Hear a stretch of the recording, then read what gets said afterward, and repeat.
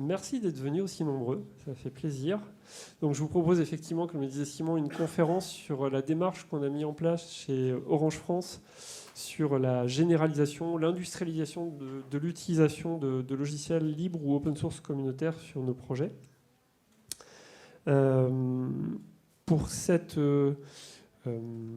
démarche, je vais commencer par vous présenter le périmètre un peu d'application de cette démarche. Ensuite, je vais vous présenter un prérequis majeur qui est la mise en place d'un réseau de relais qu'on a mis en place à Orange France, de relais open source pour démultiplier la démarche. Après, je vous parlerai de la méthode en elle-même. Donc, cette méthode, elle repose sur deux principes et trois moyens. Deux principes et trois moyens. Et puis, pour finir, je viendrai sur le point clé qu'on a. Alors, c'est pas le seul point qu'on a eu à craquer, mais celui-là vraiment nous a demandé un peu plus d'efforts à craquer par rapport à nos process internes pour pouvoir multiplier les partenariats en externe avec plusieurs partenaires de l'écosystème open source. Donc ça, c'est ce que je viens de vous présenter. Pour me présenter rapidement par rapport à ma connaissance de l'écosystème open source, donc c'est assez récent, ça fait depuis une dizaine d'années. Je suis devenu référent open source du groupe alors qu'à l'époque j'étais software asset manager. Et puis ça m'a énormément plu, l'open source. Du coup, en 2017, quand Orange France a décidé, un peu à cause de moi, de créer un programme open source à Orange France, j'ai tout de suite postulé. Et donc depuis 2020, je représente Orange au CA de W2, puisque Orange est membre stratégique historique de la fondation W2.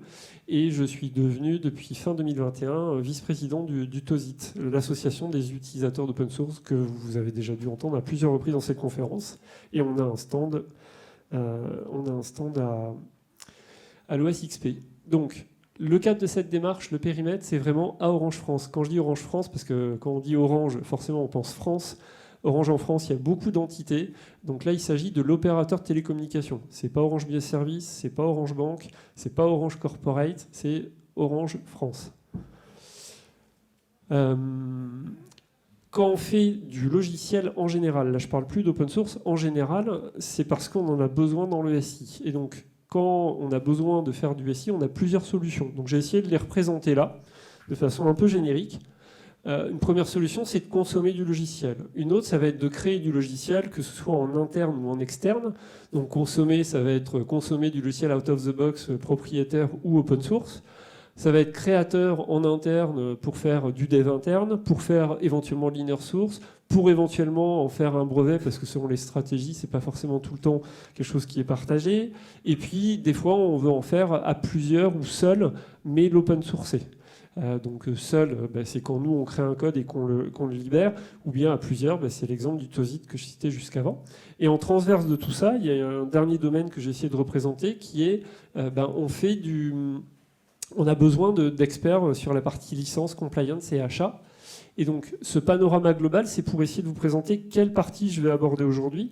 Donc, ce que je vais aborder aujourd'hui, c'est la partie consommateur de logiciels, mais donc en focalisant sur la partie logiciel open source. Et puis, la partie achat, puisque pour pouvoir mettre en place cette stratégie, on a eu besoin de mettre en place plusieurs moyens au niveau des achats. Donc cette stratégie, elle se résume en une phrase. On a pris un anglicisme, je peux le traduire en français si vous voulez. Donc Community Open Source First. On a plutôt parlé d'open source que de libre, parce que sur le libre, je dirais presque qu'il n'y a pas d'ambiguïté, alors que sur l'open source, il y a open source avec du propriétaire ou pas. Donc du coup, on a insisté sur le Community Open Source First. Sachant que chez nous, ça ne veut pas dire qu'on n'a pas d'open source version entreprise, c'est juste que ce n'est pas les mêmes acteurs, ce sont les SAM chez nous qui gèrent la partie open source avec souscription, qui a un modèle similaire à celui des logiciels propriétaires. Et on travaille main dans la main avec les SAM, on va le voir. Donc je l'ai déjà dit, donc je ne vais pas le redire, c'est libre ou open source communautaire. Le premier point, c'est vraiment le prérequis, c'est disposer d'un réseau de relais opérationnels dans l'entreprise pour nous aider. Ce réseau de relais opérationnels, il n'a pas démarré à 20 personnes tout de suite. C'est-à-dire que tout ce que je vais vous présenter dans les slides, ça a été vraiment fait petit pas par petit pas. Il n'y a rien où du jour au lendemain, on nous a dit « Tiens, tu as 20 bonhommes, tu as du budget. » Non, ça s'est vraiment construit petit à petit. Et c'est le but de vous expliquer un petit peu comment on a fait sur certains points clés. Donc là, on a une vingtaine de relais, dont des anti-opérationnels. On a beaucoup d'architectes, c'est vraiment important parce que c'est à cet endroit-là, au moment des études, que se fait le choix de l'open source. Donc c'est vraiment à ce moment-là qu'il faut avoir des acteurs qui sont là pour porter la bonne parole de l'open source. Donc on en a un peu dans tous les domaines. On a un acheteur, on verra, c'est essentiel. On a les SAM qui sont très importants. Et puis des développeurs, des chefs de projet, des décideurs. Et puis le but, c'est bien entendu de promouvoir l'open source communautaire et les moyens que je vais vous présenter, mais aussi d'acculturer au risque sur les logiciels propriétaires qui sont souvent oubliés parce que c'est quelque chose d'habituel, donc on fait même plus attention à certains de ces risques. Et donc c'est vraiment ces 20 relais qui permettent d'accélérer sur la démultiplication de cette méthode. Premier principe, c'est l'obligation d'étudier l'open source. Cette obligation, elle était assez, pas facile, mais en tout cas pas trop compliquée à mettre en place, moins qu'on ne l'imaginait, parce qu'il y a déjà des prérequis dans l'organisation d'Orange France qui ont facilité la chose. La première, comme je disais, c'est au moment de l'étude que se déroule vraiment la phase clé, c'est là où on va faire le choix de la solution. Et donc, du coup, il se trouve qu'on a une animation de notre filière d'architectes qui sont en charge de mener les études. Il y a 300 architectes à peu près, qui est vraiment très efficace et pour déployer tous les programmes API, agilité à l'échelle, cloudification, etc. et open source. Mais du coup, on s'appuie sur cette filière-là. Donc, moi, j'ai même pas à faire le boulot, j'ai juste à me présenter aux réunions et à faire une presse pour dire, voilà, il faut faire plus d'open source. Enfin, je le fais simple, mais c'est ça l'idée. On a le pôle SAM, qui est donc là, quand il y a des projets qui viennent voir le pôle SAM qui dit, tiens, il faudrait que j'achète tant de licences. T'as regardé l'open source communautaire ? Non, c'est quoi? Va voir Gilles Vuitton. Bon. Ensuite, comité d'investissement, ce qu'on a rajouté, c'est... on a rajouté dans la checklist, parce que les comités d'investissement, on en a tous, c'est le moment où on a fini l'étude et on fait le choix du scénario qu'on va développer. Quand on arrive en comité d'investissement, on a juste rajouté dans la checklist, avez-vous étudié l'open source? Et si la réponse est non, c'est tu retournes à l'étude. No go. Ça ne veut pas dire que c'est obligatoire de le retenir, ça veut juste dire que si tu ne l'as pas étudié, forcément tu ne peux pas le retenir, donc tu dois l'étudier et après on en reparle. Ce qui fait que ce qu'on a eu, nous, à développer comme moyen pour aider à ça, c'est, comme je vous le disais, les projets, eux, ils n'ont pas que l'open source. On leur dit de faire davantage d'API, on leur dit de faire de l'agilité à l'échelle, on leur dit de préparer la cloudification, ça fait quand même un peu beaucoup quand on est chef de projet là derrière ou product owner. Donc au bout d'un moment, le gars il dit bon, je vais essayer de me passer d'un des trucs, je vais dire que je peux pas, j'ai pas le temps. Et donc du coup, on a mis en place une équipe interne pour faire des études open source, qui n'était pas de 8 personnes au début, hein. Au début c'était quelques personnes, c'était même pas visible véritablement au début, on avait cette chance-là, je sais pas si Sabri est dans la salle, mais c'est grâce à Sabri Mtiba qu'on a fait ça au début. Et aujourd'hui, donc, on a un pôle de 8 personnes piloté par Amélie Djebali, qui est à Tunis et qui bosse à temps plein sur des études d'opportunités pour des projets qui n'auraient pas le temps de l'étudier. Et le budget de ces personnes qui étudient est pris en charge par le programme open source aussi. Je le redis, ça s'est fait progressivement. On n'a pas dit ça du jour au lendemain, c'est parce qu'on a montré un certain nombre de choses pour pouvoir le faire. Et on a aussi des acteurs externes, mais ça on va le voir sur le point suivant, je le détaillerai. M1, M2, M3, c'est pour vous montrer les 3 moyens dont je vous parlais dans l'entrée pour que vous voyez de quoi je parle. Le résultat, c'est que l'étude open source est devenue une routine. On avait suivi de 2018 à 2020 avec un KPI annuel combien on avait de projets. On avait plus de 95% d'études open source. Alors, bien entendu, on se restreint aux projets de refonte ou de rénovation parce que sur du business as usual, on ne peut pas dire tiens, demain tu changes d'outil. Enfin, il n'y a pas de budget pour le faire. Mais pour les projets de rénovation, on veut que l'argent qu'on investisse, il aille sur des solutions interopérables et standardisables le plus facilement. Du coup, plus de 95% d'études, puisque c'est obligatoire. Et par contre, là, il n'y a pas d'obligation. 7 projets sur 10 choisissent l'option open source. Donc on est à 70% de comités d'investissement qui disent « Ok, on retient le scénario open source ». Le deuxième principe, c'est du support externe indispensable. Je dis indispensable parce qu'en fait, le problème qu'on a rencontré avant le programme, ça date de fin 2014, de fin 2015, c'est on s'est retrouvé des fois où le projet avait retenu l'open source et puis 2 mois après j'apprends que ah mais non en fait on n'a pas retenu l'open source. Bah, pourquoi? Parce qu'on n'a pas de support. Ben si, on a notre contrat de support là, pourquoi vous dites ça? Ah ouais mais on savait pas. Bon ok, très bien, on repart à la case départ, mais clairement, voilà, on passe en prod, on a besoin de support, c'est obligatoire pour l'exploitant. Ensuite, parfois la maîtrise d'œuvre aussi, mais je veux dire, c'est moins systématique. Bien entendu que les maîtrises d'œuvre aussi ont besoin de support et d'expertise, mais c'est moins systématique. Là, l'exploitant, c'est quasi systématique. Et donc, pour pouvoir répondre à ce besoin-là sur du logiciel libre ou open source, on a eu besoin de mettre en place un système avec un budget de cash-out, donc pour pouvoir payer des partenaires externes pour effectuer ce support, un contrat de support généraliste avec Atos. Je dirais que toutes les grandes entreprises ou organismes publics ont aujourd'hui un contrat unique, global, pour couvrir l'ensemble de leur support. Et puis on a complété ce support avec un certain nombre de partenaires de niche pour être au plus près des communautés, donc essayer d'être davantage proche des communautés, parce qu'Atos ne peut pas tout couvrir, et je veux dire, on le fait ça vraiment en toute... je ne sais même pas trouver le mot, mais on s'entend très bien là-dessus, ça pose aucun problème, et on fait beaucoup bosser Atos, ça ne fait pas baisser l'activité d'Atos avec nous. Donc c'est complètement complémentaire pour nous, et ça nous permet d'assurer un maximum d'opportunités open source dans tous les domaines du SI. Donc là, j'ai mis un certain nombre de partenaires sur le slide, mais ce n'est pas l'essentiel. Mais pour pouvoir avoir tous ces partenaires et tout ce que je viens de vous décrire, le point clé, c'est l'ingénierie financière. C'est vraiment là-dessus que c'était le point le plus dur à craquer par rapport à nos processus. Le premier point clé, il y en a deux, c'est, comme je vous dis depuis le début, on l'a fait par petits pas, on n'a pas eu ce budget-là tout de suite, il a fallu qu'on montre. Comment on l'a montré? On l'a montré en essayant de tracer les gains. Et donc j'ai fait cette petite phrase, ce petit jeu de mots, les gains justifient les moyens. Donc du coup, c'est vraiment l'idée de, on a tracé des gains, on peut. Alors comment on fait? C'est pas révolutionnaire, c'est vraiment simple.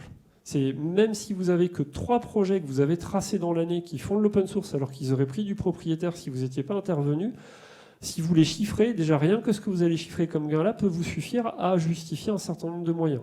Déjà au moins ça va réussir à rendre récurrent le montant que vous allez leur payer tous les ans pour faire la maintenance, parce que du coup, vous l'aurez justifié la première année. C'était ça où on avait un truc qui était plus cher, propriétaire, etc. Deuxième point, c'est estimer comment on calcule ces gains. Donc ces gains, on les calcule vraiment en détail. C'est pour ça qu'on a du mal à être exhaustif. Donc les gains qu'on calcule aujourd'hui, c'est des gains qui sont à minima par rapport à... Voilà, on essaie de faire quelque chose de simple, d'efficace, mais qui ne puisse pas être remis en question par les acteurs internes en disant « ouais, t'as exagéré là, etc. » Non, c'est pas ça.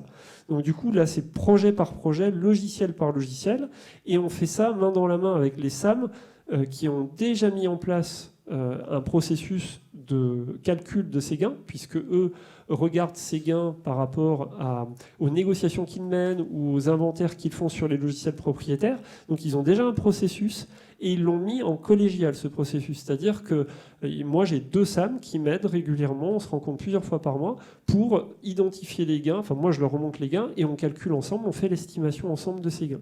Donc c'est certifié et remonté au contrôle de gestion. Le deuxième point clé, c'est une fois que j'ai les gains, c'est où est-ce que je mets le budget, puisque maintenant, ok, c'est bon, tu nous as montré qu'on a un gain là-dessus, donc on va t'autoriser ta dépense, mais la question, c'est où est-ce que je mets cette dépense? Alors, quand je dis où est-ce que je le mets, il y a 2 solutions qui s'offrent à moi. Soit je le mets côté budget licence, soit je le mets côté budget intégrateur. Moi, intuitivement, je me disais, j'ai envie de comparer un chou avec un chou. Donc du coup, je veux comparer du logiciel avec du logiciel. Je veux comparer le montant de ce que me coûte le support sur ce logiciel open source communautaire versus le montant de ce que me coûte le support sur le logiciel propriétaire. Après, ce qui nous induisait un peu en confusion d'hésiter entre les deux, c'est de dire, ben voilà, la métrique qu'on utilise quand on fait du support sur du logiciel open source communautaire avec nos partenaires, c'est une métrique au temps, à la prestation de service. Alors, pas à la prestation de service, on paye as you go, pas comme sur de l'intégration, mais en maintenance. C'est-à-dire que c'est comme une maintenance logicielle, sauf qu'au lieu d'être indexé sur du déploiement, c'est indexé sur du créditant. Et donc là-dessus, on se dit, voilà, le problème, c'est que, ok, la métrique au créditant, elle est aussi utilisée pour les intégrateurs sur les applications qu'on développe pour nous, mais bon, j'ai un peu l'impression de comparer des choux et des carottes. Donc ça ne me convient pas et j'arrive pas à craquer du coup, j'hésite entre les deux. Et c'est avec l'acheteur qu'on a réussi à craquer ça, c'est quand on a réfléchi à la finalité de la prestation de service qui est demandée. La finalité, c'est quoi? Quand je suis avec un éditeur logiciel propriétaire, bon, en général, c'est rare qu'ils prennent en compte mes besoins parce qu'il dit qu'ils sont trop spécifiques et que tous ces autres clients ne le demandent pas, mais de toute façon, la propriété intellectuelle, elle est à l'éditeur. Quand je fais une application que j'appelle un intégrateur pour m'aider à développer, la propriété intellectuelle, elle est conservée par Orange. Donc dans un cas, elle est plus à orange, dans l'autre cas, elle est à orange. Et bien sur le logiciel open source communautaire, c'est un peu pareil, elle est plus à orange, parce que c'est pas qu'on n'a pas le droit de la conserver, mais on n'a aucun intérêt à la conserver. Parce que si on la conserve, ça veut dire qu'on fait un fork, et en plus de ça, qu'on ne bénéficie pas de ce qu'apporte le fait de reverser, du fait que ça assure le maintien en condition opérationnelle du logiciel par la suite. Et donc du coup, ça n'est pas du budget, ça n'est pas du budget intégrateur, fini le suspense, c'est du budget licence. Donc du coup, là, le point clé, je le redis, c'est vraiment, on a un relais côté open source, côté achat logiciel, parce que ce mindset et tout ce que je viens de présenter, sans l'acheteur qui travaille avec nous là-dessus depuis le début du programme, on n'aurait jamais réussi à le faire. Et des relais côté SAM, ça, vous l'avez vu, j'en ai parlé à plusieurs reprises sur la partie gain. Je voulais juste insister sur un point, et ce sera l'avant-dernier slide, c'est le fait que il y a un mot qu'on utilise beaucoup dans l'open source et qui est très vertueux, j'ai rien contre, c'est le mot contribution. Mais je trouve que ce mot contribution, il peut laisser l'impression aux acteurs que ah ouais, on a contribué, donc on a donné quelque chose, donc on n'a rien en retour. Et je préfère le substituer, moi, en termes de communication interne, au mot gagnant-gagnant, en expliquant qu'en fait, quand on fait quelque chose, ok, on donne quelque chose, mais on reçoit quelque chose en retour. Et donc ça, je l'évoque au travers de 3 exemples. Le fait de ne pas faire du pay as you go, mais de faire la maintenance, même si c'est un modèle très courant aujourd'hui avec tous les acteurs sur l'open source, il donne de la visibilité à notre partenaire. Le but, c'est pas de dire on va consommer tout le créditant qui est dans le truc, c'est juste de dire on a une maintenance, c'est payé, ça donne de la visibilité qu'on ait consommé ou pas le créditant relatif à la valorisation du montant financier. L'évolution du code qu'on paye pour nos besoins, il sert à la communauté, c'est vrai, c'est une contribution, mais nous, on a bénéficié de tout ce qui existait déjà avant, qui vaut bien plus, et en plus de ça, on va bénéficier du maintien en conditions opérationnelles en le reversant. Donc le gagnant-gagnant, il y est encore. Donc, et enfin, les contributions sont très, très diverses et toujours gagnant-gagnant. Si moi, aujourd'hui, je fais une présentation, c'est OK pour contribuer, mais c'est aussi parce que j'espère que ça permettra peut-être à d'autres de craquer des points qu'ils vont identifier chez eux dans ma présentation, et donc de pouvoir mieux pérenniser l'écosystème open source que des logiciels que j'utilise ou des acteurs qui travaillent avec moi dans le domaine open source. Donc du coup, cette stratégie que je viens de vous présenter, elle vient d'être primée aujourd'hui par le CNLL et les acteurs du libre dans le cadre de la prix de la meilleure stratégie open source. Et on en est très content parce qu'on espère bien que grâce à ce prix, on pourra aller plus loin aller plus loin dans l'open source. Je ne vais pas le détailler ici parce que je pense qu'on est déjà au bord du timing. Donc je vous remercie.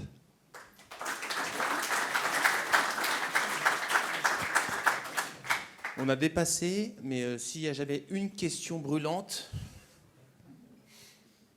eh ben sinon, rendez-vous au stand A20. Tu vas en A20 sur le stand Tozit ou pas là tout de suite? Pas tout de suite, non pas tout de suite. Ok. Non. Bon, bah voilà, sinon on gravite. Mais je suis là tout demain, enfin voilà, il n'y a pas de souci, mais à partir de 17h, voilà, ça va être peut-être plus facile. On gravite beaucoup autour du stand Tozit, donc et en A20, vous le trouverez. Voilà. Merci beaucoup. Voilà.